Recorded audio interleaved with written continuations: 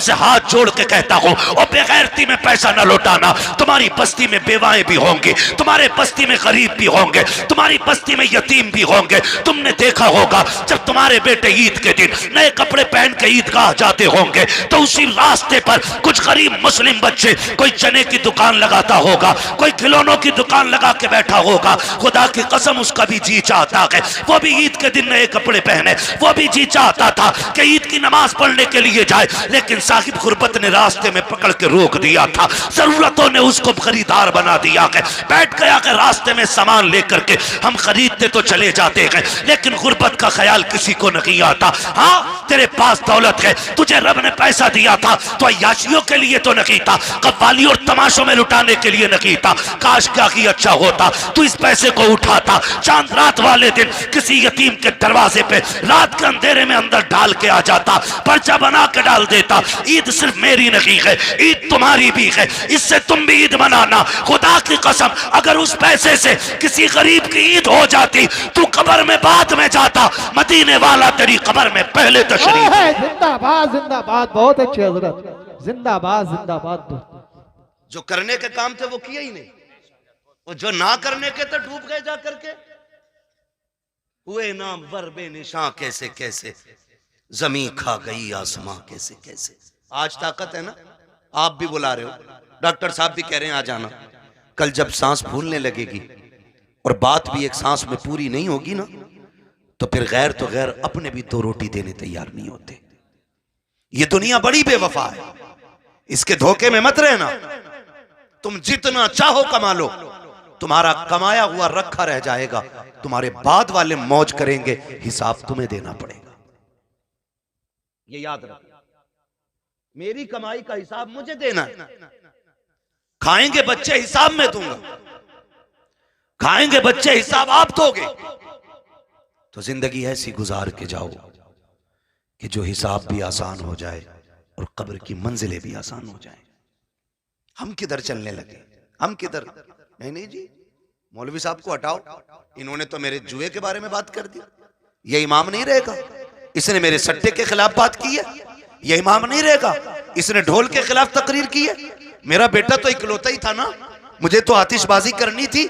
और यार कई लोग कहते हैं कि शादी एक बार होती है, मैं कहता हूं भाई शादी एक बार होती है तो जिंदगी भी एक ही बार मिलती है। अभी से जैसे चाहो गुजार लो, इसे चाहो तो अल्लाह को राजी करके गुजार लो, और इसे चाहो तो अल्लाह को नाराज करके गुजार लो। माफ कीजिएगा, अगर मैं अभी खड़ा कर लूं ना तो 90% नौजवानों को नमाज याद नहीं होगी। 100 में 90 लोगों को नमाज दुरुस्त याद नहीं होगी। ये कंडीशन है हमारी। और कुरान वाला आ जाए और बैठे हो हम लोग नीचे, तो कुरान वाले के लिए उठ के खड़ा नहीं हो सकता, क्योंकि ये मुखिया का बेटा है, ये प्रधान का बेटा है, ये ठेकेदार का बेटा है, ये जमींदार का बेटा है। लाओ दुनिया की सारी डिग्रियां उठा के ले आओ, वकालत भी ला के पल्ले में रखो, जजों के पूरे जजमेंट ला के रखो, दुनिया के बड़े बड़े लोगों की, प्रोफेसरों की तालीम ला के पल्ले में रखो, अमीरों की सारी दौलत ला के रखो, पैसे वालों का पैसा रखो, सोने वालों का सोना रखो, जितनी सारी दौलत दुनिया में है एक पल्ले में ला के रखो। मैं कुरान वाले के सीने की एक आयत लेके आता हूं, खुदा की कसम पूरी दुनिया की दौलत मिलकर के कुरान की एक आयत का मुकाबला नहीं कर सकती। धारे तकबीर, धारे रिसालत, बस लगे आला हजरत उलमाए सुन्नत हजरत अल्लामा मुफ्ती हम्माद साहब मुरादाबादी, धारे हैदरी, जिंदाबाद जिंदाबाद। पढ़ें कुरान, पढ़ें नौजवानों, मरना है सबको, जनाजे उठते हैं हर उम्र में। ये कोई जरूरी नहीं है बाल सफेद होंगे तब बंदा मरेगा। हाँ, अब तो अक्सर बूढ़े बैठे रह जाते हैं कि घर से 4-4 जवान चले जाते हैं, पता चला अभी दादा बैठा है, अभी बाप बैठा है, बेटे चले गए। गारंटी नहीं है, कोई गारंटी नहीं है। कब्र वो जगह है कि जिसको अंधेरे का घर कहा जाता है, जिसको कीड़ों का घर कहा जाता है, हाँ, जिसको बिच्छुओं का घर कहा जाता है, जिसको सांपों का घर कहा जाता है। ये तो करम है अल्लाह का, उसने मट्टी डाल के बंदों के ऐब छुपा दिए। अगर वो खोलने पे आ जाए तो बड़े अच्छे अच्छे मुंह नहीं दिखा सकते। हम किसी को क्या नीचा करेंगे? कोई कह दे यार दाढ़ी रख ले, तो कह रहा चलो तुम ही जन्नत में चले जाइयो। खेल समझ रखा जिंदगी को, तमाशा ही ये भी कोई। यकीन नहीं आता तुम्हें ना, जाओ हॉस्पिटलों में जाके देखो, ऑक्सीजन लगे पड़े मुंह पे, ऑक्सीजन, सांस नहीं ले पा रहे। दौलत जाके पूछना, कोई कहेगा ये करोड़पति लेटा है, कोई कहेगा ये अरबपति लेटा है। अगर दौलत ही सब कुछ होती ना तो मुंह पे ऑक्सीजन नहीं लगता। लेकिन अल्लाह दिखाता है, देख किस अकड़ में रहता था, आज मैंने तुझे सांस सांस के लिए मोहताज कर दिया है। जब जवानी थी, जब ताकत थी ना, तो बोलता था ना, अरे जाओ देख लेंगे, जाओ देखा जाएगा। क्या कब्र में देखेगा?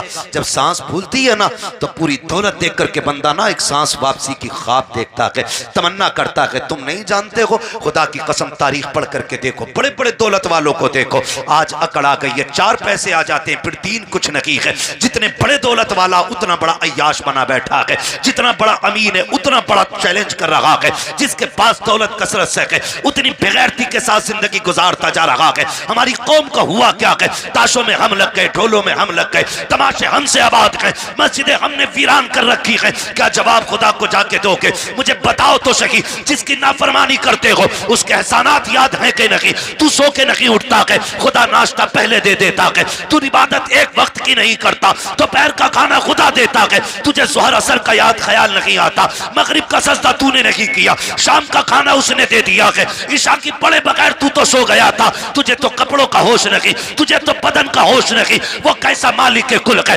तुझे बेहोशी के आलम में ऑक्सीजन की कमी नहीं करता है, फेफड़ों की रफ्तार नहीं रोकी जाती है, नफ्स बराबर चला रहा है, दिलों की धड़कनें बराबर चल रही है। ये सब कुछ कौन कर रहा है? ये सिर्फ वही कर रहा है जिसने लफ्ज़ कुन से कायनात पैदा की है, जो निज़ाम हस्ती को चला रहा है। तू जिसकी नाफरमानी कर रहा है, ये सारी पावर उसी की है, सारी ताकत उसी की है। और तुम्हें खुदा का वास्ता, अगर खुदा तौफीक दे, सुबह को आँख खुल जाया करे, अजान होते ही मस्जिद में जाया करो, नमाज पढ़ के नाश्ते किया करो, खुदा की कसम रोजी भी बढ़ा दी जाएगी, तुम्हारी उम्रें भी बढ़ाती। बाबा जिंदाबाद जिंदाबाद, नारे तकबीर, नारे रिसालत, बस लगे आला हजरत, जश्न दस्तार बंदी, जिंदाबाद जिंदाबाद। पढ़े, शुरू दिन का आगाज अल्लाह की इबादत से करें।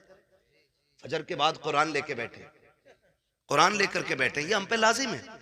बैठे हम कुरान लेकर के, फिर देखो अल्लाह कितनी बरकतें दे रहा। लेकिन माफ कीजिए, हमें खुदा पे उतना भरोसा नहीं रहा जितना तावीज़ों पे हो गया, जितना डोरियों पे हो गया।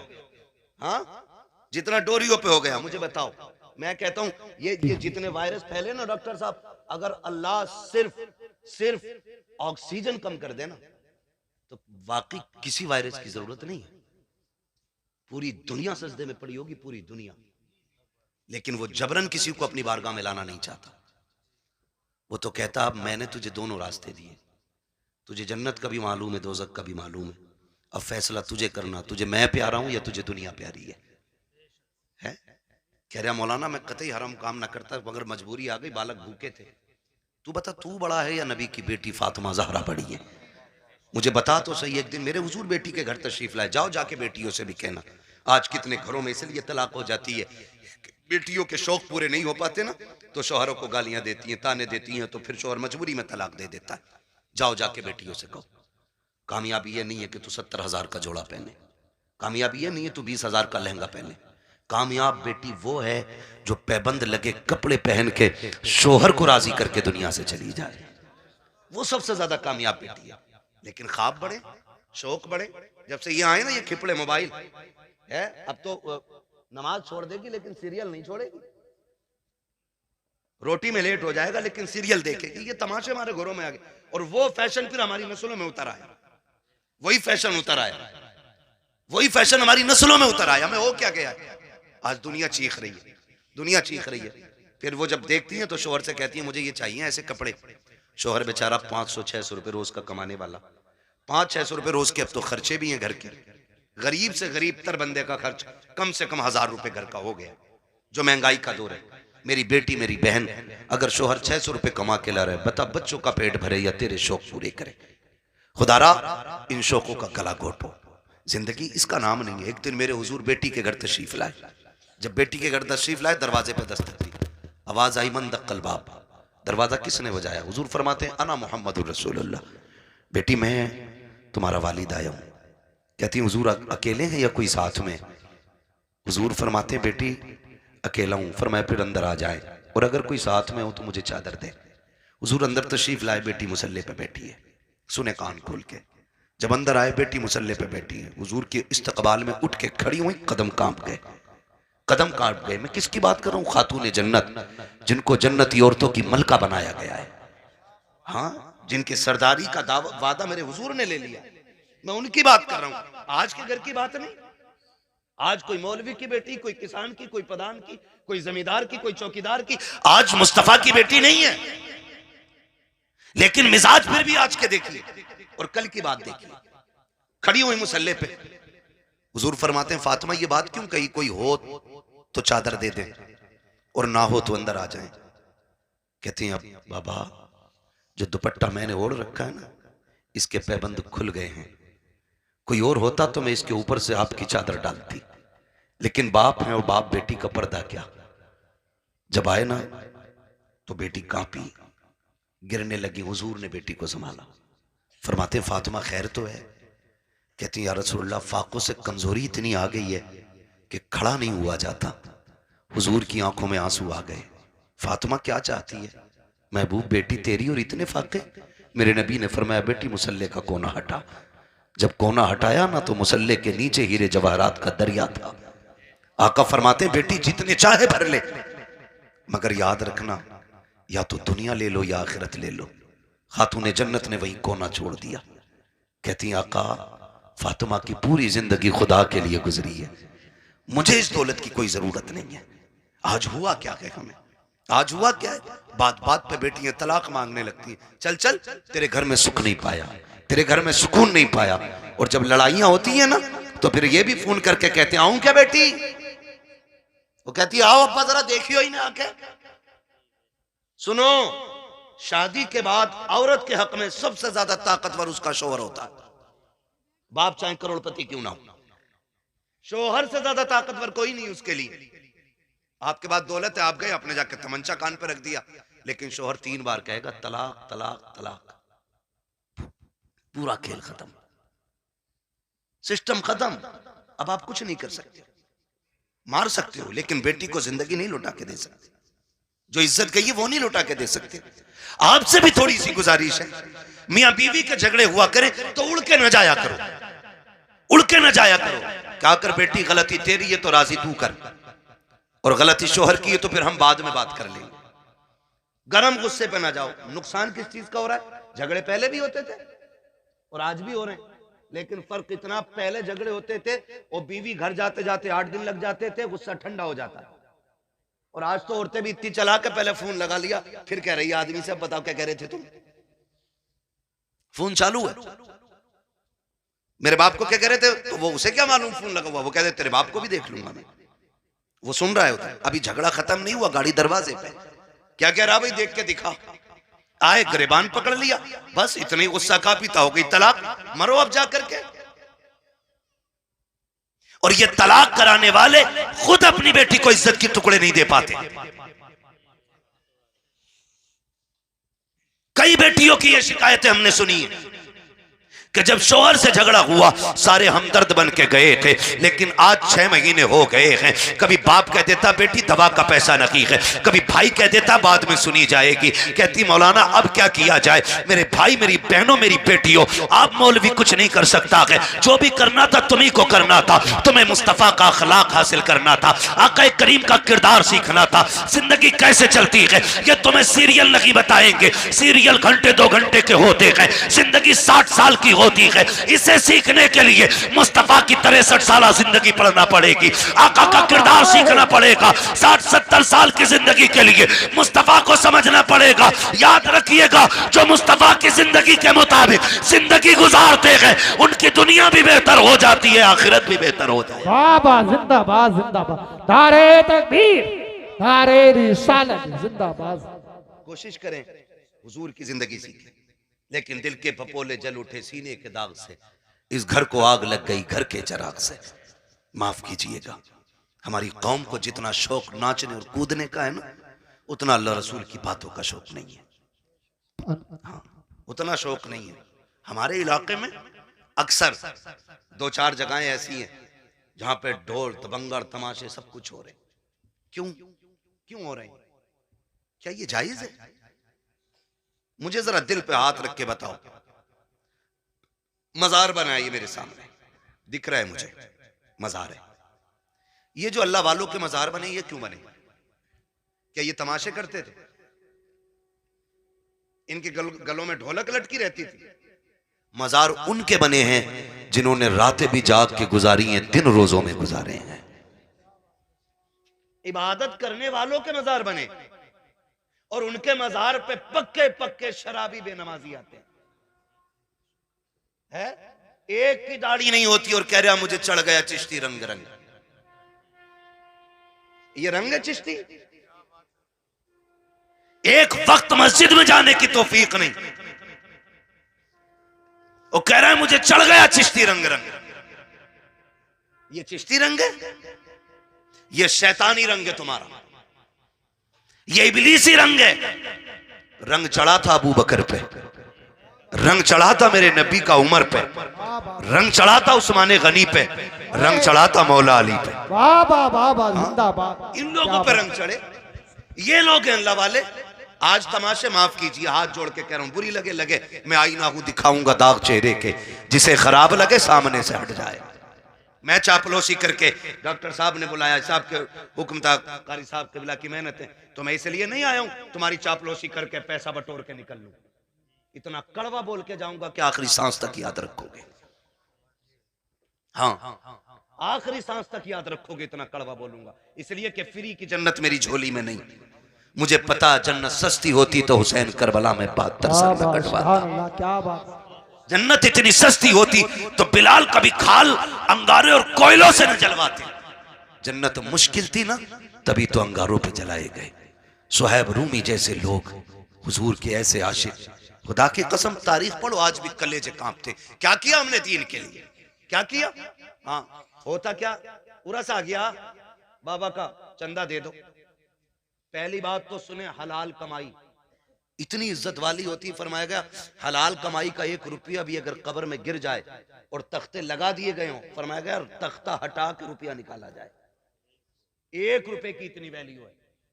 जबकि सगा भाई मुंह ना देख पाया हो, बेटे ने बाप को ना देखा हो, बाप ने बेटे को ना देखा हो, तख्ते हटा के मुंह दिखाने की इजाजत नहीं है।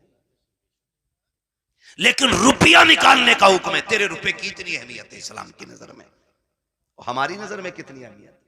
उर्स आ रहा बाबा का, ठीक है उर्स करो, लेकिन शरीयत के दायरे में करो। उर्सों से मुखालफत नहीं, तुम्हारे तमाशों से तकलीफ है। सुन सकते हैं कड़वी बातें? बोलूं जरा मैं? मेरे सामने नौजवान बैठे, जवान बिगड़ते हैं तो बच्चे इनकी उंगली पकड़ के मेलों में जाते हैं। आज 28 साल का मेले में गया तो 8 साल का उंगली पकड़ के गया, कल ये 28 का होगा, 8 के को पकड़ के ये ले जाएगा। ऐसे ही उसूल चलता रहेगा और तुम जाहिल के जाहिल रह जाओगे, कभी तरक्की नहीं कर पाओगे। ये हालत हमारी रहेगी, याद रखना। उर्स आ रहा साहब, बड़ी धूमधाम से चादर घूम रही है, चंदा हो रहा, ठीक है करो। फिर क्या होता? कव्वाल आ रहा, नाम नहीं बताऊंगा, बुरा लग जाता लोगों को, मेरा नाम माइक में लिया था भाई। कव्वाल आ रहा, कौन है? ना फना आ रहा है। अच्छा, फिर तो सारे ही दीनदार होंगे कि ना। जवाब के लिए एक लेडीज भी बुलाई है। इतना बड़ा मजमा मेरे सामने बैठा है, दिल पे हाथ रख के बताए, हम में से कौन इतना बेगैरत है जो अपनी बहन बेटी को दूसरे के सामने स्टेज पे नचाना पसंद करता हो? है कोई इतनी बड़ी भीड़ में जो अपनी बहन बेटी के बारे में ये चाहे कि मेरी बेटी 4 लोगों के सामने कपड़े उतार के ना चले? हम तो अपने घर के अंदर इतने गैरत वाले बनते कि बेटी के सर से दुपट्टा भी उतरने नहीं देते।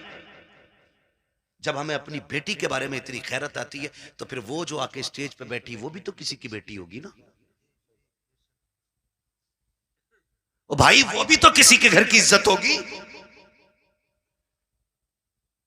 मुझे बताया जाए, हमें अपनी बेटियों की इज्जत इतनी प्यारी है तो पराई बेटी को नचाने का हक तुझे किसने दिया है?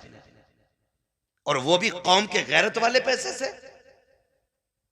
जिसे किसी ने बट्टे पे कमाया, किसी ने फैक्ट्री में कमाया, किसी ने पसीना बहा के कमाया, किसी ने गेहूं कटाई में कमाया, किसी ने धान कटाई में कमाया, किसी ने रात दिन मेहनत करके कमाया, उसे तुम लोगों के अय्याशियों पे खर्च कर देते हो थोड़ी सी देर की जहनी अय्याशी के लिए। का इधर से मुकाबला होगा, इधर से मुकाबला करने वाली होगी, इधर से शेर होगा, उधर से जवाब आएगा। आग लगे इस बेगैरती को। उसी में देखा जाता है चंद कौम के बेगैरत अमीर आगे टेबल लगा के बैठ जाते हैं, नोटों की यूं बारिशें किया करते हैं, चंद बेगैरत वाह में लग जाते हैं। कह तो देखो फलां के बेटे ने कितना लुटाया है, फलां के बेटे ने कितना पैसा लुटाया है, आज पता चल गया किसकी मां ने कितना दूध पिलाया है। नहीं बेटे, आज पता नहीं चला है, ये कब्र में जाके पता चलेगा किसकी मां ने कितना दूध पिलाया था। अल्लाह ने तुम्हें दौलत दी है ना, खर्च करने से कौन रोकता है? लगाओ, लेकिन वहां जहां लगाने की जगह, जहां खर्च करने की जगह हमारे कमाई मेहनत की है, तो हम क्यों हराम काम में लगाएं जिसका नतीजा कुछ ना हो। यार मैंने किसी किसान को ढेला के धार में आज तक गेहूं बखेरते हुए नहीं देखा। क्यों नहीं बखेरता भाई? इसलिए कि इसमें बखेरूंगा तो मिलेगा क्या? सारे ही बह जाएगा। एक पक्की जमीन में 6 बार हल चला के दाना डालता है, सिर्फ इस उम्मीद पे कि इससे गेहूं उग के आएगा, एक के बदले में 7 बालें मिलेंगी, हर बाल में 70 दाने मिलेंगे। हम किसान से ताल्लुक रखने वाले लोग तो हम तो दाना भी बेकार जगह नहीं डालते। जब दाना बेकार जगह नहीं डालते तो आप पैसा बेकार जगह कैसे डाल सकते? पैसा बेकार जगह कैसे डाल सकते हैं? अल्लाह ने दौलत दी है ना, तो तालीम पे लगाओ, इल्म पे लगाओ, कुरान वालों पे लगाओ। आप पैसे वाले किसी गरीब की तालीम में मदद करें। हम सबसे फिड्डी कौम है तालीमी एतबार से, पूरे मुल्क में सबसे निचले तबके में हम इस वक्त तालीमी एतबार से गवार हैं। हम लोग इतने गवार, डॉक्टर साहब अक्सर निकलना होता है, हम लोग तो रातों के मुसाफिर हैं, और अक्सर कहते हैं उजाले अपनी यादों के हमारे साथ रहने दो, न जाने किस गली में जिंदगी की शाम हो जाए। है ना, जिंदगी मौत, मौत बहुत तेजी से हमारी तरफ बढ़ रही है, बहुत तेजी से। वो बहुत दूर नहीं है, बहुत तेजी से, बस इशारे की देर है, बस यूं ही पकड़ लिए जाओगे, हिलने का मौका नहीं मिलेगा। कई बार डॉक्टर साहब इस बात का जिक्र करते, मुझसे कहने लगे मुफ्ती साहब मैंने देखा, कई बार लगता है डॉक्टरों को कि यार ये क्या 2 खुराक में ठीक हो जाएगा, लेकिन वो मर जाता है। वो कई बार ऐसे मरीज हमारे पास आते हैं कि लोग कह देते हैं बचेगा नहीं, लेकिन फिर भी बच जाता। कहते हैं तब पता चलता है जिंदगी देने वाला भी अल्लाह है और मौत देने वाला भी अल्लाह है, सारी चीज का मालिक अल्लाह है। मेरे अजीज, मैं आपसे बात अर्ज कर रहा हूं, जब कभी रातों में गुजरना होता है ना, तो जिस कौम के अंदर, जिस बस्ती के अंदर 9 बजे सारे सो जाते हैं तो हम समझ जाते हैं यहां मुसलमान नहीं है, और जहां 12 बजे तक चौक में लोग बैठ के मोबाइल चलाते हैं हम समझ जाते हैं यहां मुसलमान रहते हैं। क्योंकि वक्त की सबसे बड़ी बर्बादी अगर कोई कौम कर रही है तो वो मुसलमान कर रहा है। हमें अपने वक्त की कीमत मालूम नहीं, हमें अपने वक्त की कदर मालूम नहीं। नौजवानों, वक्त की कदर करो, वक्त को गनीमत जानो। कल ये चला जाएगा ना, एड़ियां रगड़ के मर जाएंगे, एक सांस कोई उधार नहीं देगा। सिकंदर नाम सुना होगा, एक बादशाह गुजरे, नाम सुना ना सिकंदर का, बड़े बादशाहों में नाम आता सिकंदर का। सिकंदर अपनी मुहिम पर था और रास्ते में, सफर में उसे सांप ने काट लिया। जब सांप ने उसे काटा ना, तो उसकी फौज में तबीब थे, बड़े बड़े हकीम थे, सारे इलाज में लग गए। कुछ दिन उसको दवाइयां दी, आखिरकार उनको कहना पड़ गया बादशाह अब इलाज बस से बाहर है, मौत करीब आ गई है। उसने कहा क्या मैं गरीबुल वतन मर जाऊंगा? क्या मुझे अपने मुल्क की मिट्टी नसीब नहीं होगी? कहा नहीं, जहर इतना फैल गया है कि अब बचने के चांसेस नहीं। उसने कहा मेरे पास दौलत तो बहुत है, एक काम करो मेरी आधी दौलत ले लो और किसी से इतनी सांसें मुझे उधार दिलवा दो कि मैं अपने वतन में जाके मर सकूं। इतनी सांसें उधार दिलवा दो कि मैं अपने मुल्क में जाके मर सकूं। हंसे हकीम, कहने लगे डॉक्टर ऐसा कभी नहीं हो सकता। कहा क्यों? कि इसलिए नहीं हो सकता क्योंकि इसलिए नहीं हो सकता कि सांसें उधार नहीं मिलती है। उसने कहा अगर आधी दौलत से काम नहीं चल रहा है ना,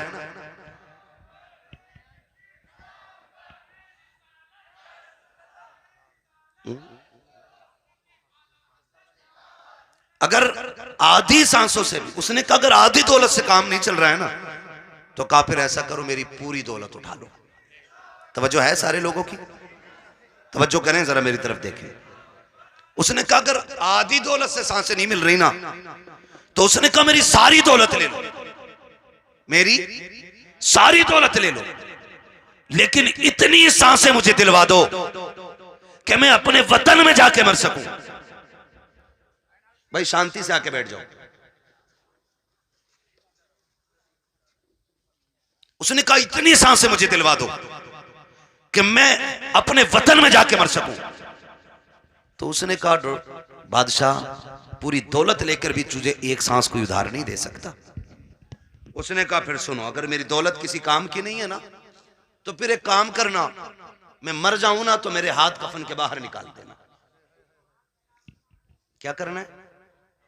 कफन के, बोले कफन के, मैं मर जाऊं तो मेरे हाथ कफन के बाहर निकाल जान देना। क्यों सिकंदर? उसने कहा ताकि जमाने को पता चल जाए दौलत पे भरोसा ना करना। ये सिकंदर के काम ना आ सकी तो तुम्हारे क्या काम आ सकती है। और ये भी निकाल के बता देना कि मैं वो बेवकूफ बंदा हूं जिसने सब कुछ दौलत को समझा था, लेकिन जब आया था तब भी हाथ खाली थे, और जा रहा हूं तब भी हाथ खाली है। मेरे अजीज, मौत जब आएगी ना, एक लम्हे का मौका नहीं देगी, एक मिनट का मौका नहीं देगी, आपको सीधा नहीं होने देगी। तुमने देखा होगा शद्दाद ने जन्नत बनवाई, सुना है कि नहीं? शद्दाद ने जन्नत बनवाई। ख्वाब कितने बड़े थे कि पूरी जिंदगी ऐश की जिंदगी जन्नत में गुजारूंगा, लेकिन जब मरा ना तो जमीन और आसमान के बीच में लटका हुआ था। और यह भी आता है कि एक पैर जन्नत के बाहर था और एक पैर अंदर था। अल्लाह ने कहा खींच लो रूह, इसे इसकी औकात पता चल जानी चाहिए, इसे इसकी हैसियत पता चल जानी चाहिए। नमरूद कितनी बड़ी ताकत का मालिक था, इतना बड़ा ताकतवर के खुदाई का दावा कर बैठा। अल्लाह ने एक मच्छर से मरवा दिया ताकि दुनिया को पता चल जाए सबसे बड़ा खुदा अल्लाह है, सबसे पावरफुल सिर्फ खुदा की जात है। और उसके उसूल से बगावत करोगे तो कोई बचाने वाला नहीं होगा, कोई बचाने वाला नहीं होगा। माफ कीजिएगा, मैयतें होती हैं कि नहीं होती? होती है मैयतें, दफन में जाते हैं सारे लोग, जाया करो, जाया करो, पढ़ी नहीं की है, पता चल जाए इंतकाल हुआ है किसी का, कहीं भी पहुंच सकते हो। ईमान के साथ बंदा गया तो जरूर जाया करो। अगर वो नेक होगा तो अल्लाह उसके सदक़े में तुम्हें बख्श देगा, और अगर तुम नेक होगे तो अल्लाह तुम्हारे सदक़े में उसे बख्श देगा।